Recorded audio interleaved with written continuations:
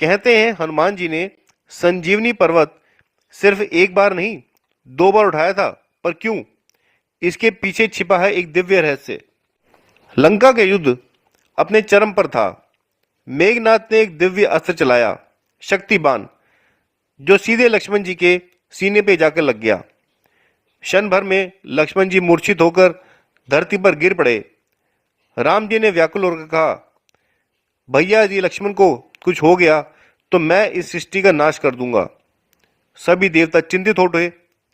तभी वेदराज सुषेण ने कहा, यदि हिमालय पर स्थित द्रोणगिरी पर्वत की संजीवनी बूटी मिल जाए तो लक्ष्मण जी को जीवित किया जा सकता है।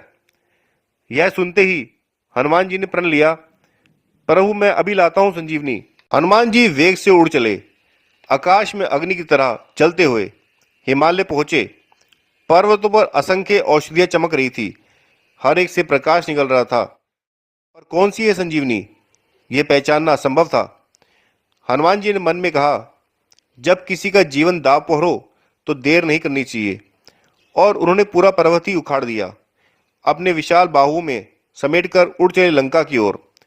वह दृश्य देवताओं तक ने देखा। एक वानर पर्वत लिए हुए आकाश में चमकता हुआ।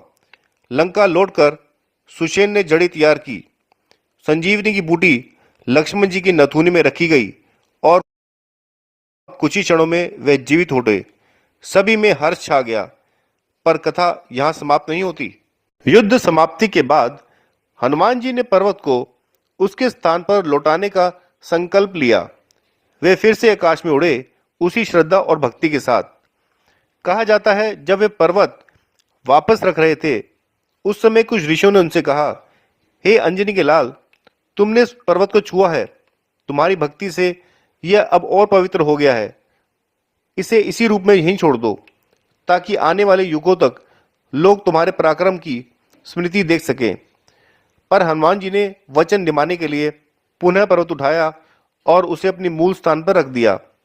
इसी कारण कहा जाता है हनुमान जी ने संजीवनी पर्वत 2 बार उठाया, पहला जीवन बचाने के लिए और दूसरी बार वचन निभाने के लिए। हनुमान जी ने हमें दिखाया है कि शक्ति केवल बल में नहीं बल्कि निष्ठा, वचन और प्रेम में होती है। जो दूसरों के लिए जीता है वही अमर बनता है, जैसे हनुमान जी। आपको ये कथा कैसी लगी आप हमें जरूर कमेंट करके बताएं और चैनल पर नए हैं तो प्लीज़ लाइक शेयर सब्सक्राइब कीजिए। जय श्री राम।